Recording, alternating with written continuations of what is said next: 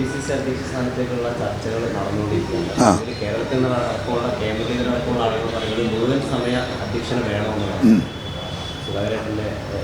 അത് പാഠം നമുക്കൊരു കമ്മിറ്റി ഉണ്ട്, അവർ ചർച്ച ചെയ്ത് അവർ തീരുമാനിക്കട്ടെ. വ്യക്തിപരമായ അഭിപ്രായം എടുത്ത് പൊക്കി അത് കൊണ്ട് നടന്നിട്ട് തർക്കം ഉണ്ടാക്കേണ്ട കാര്യമില്ല. ഞാനതിൽ നിൽക്കുന്നില്ല. അല്ല, എല്ലാവർക്കും അവകാശവാദം. ഒരു കോൺഗ്രസിൻ്റെ ഏത് നേതാവിനും KPCC പ്രസിഡന്റ് ആവാനുള്ള അവകാശമുണ്ട്. അവർക്ക് അവകാശപ്പെടാം. കിട്ടണോ കൊടുക്കേണ്ടത് തീരുമാനിക്കേണ്ടത് പാർട്ടിയാണ്. പാർട്ടികൾ തീരുമാനിക്കേണ്ടത് അതിന് പ്രത്യേക കമ്മിറ്റിയുണ്ട്. ആ കമ്മിറ്റി ചർച്ച ചെയ്ത് തീരുമാനിക്കുന്നതാണ് പാർട്ടിയുടെ തീരുമാനം. കോൺഗ്രസ് KPCC പ്രസിഡന്റായിരുന്ന സമയത്താണ് ഈ പോലീസിൻ്റെ കസ്റ്റഡി മർദ്ദനത്തിനടക്കം പ്രതിഷേധവുമായിട്ടൊക്കെ പോയത്.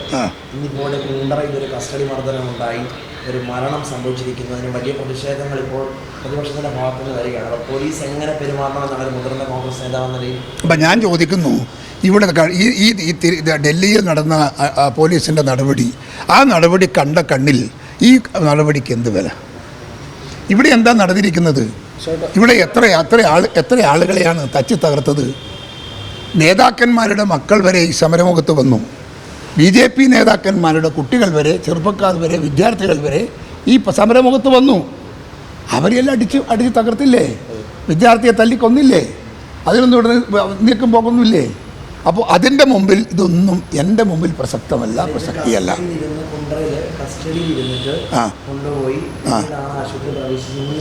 അത് ഗൗരവമായി ആലോചിക്കണം. പോലീസിൻ്റെ കസ്റ്റഡിയിൽ വെച്ച് ഒരു മരണമുണ്ടായിട്ടുണ്ടെങ്കിൽ അതിൻ്റെ പൂർണ്ണ ഉത്തരവാദിത്വം ഇത് പോലീസിനാണ്. നിയന്ത്രിക്കണം.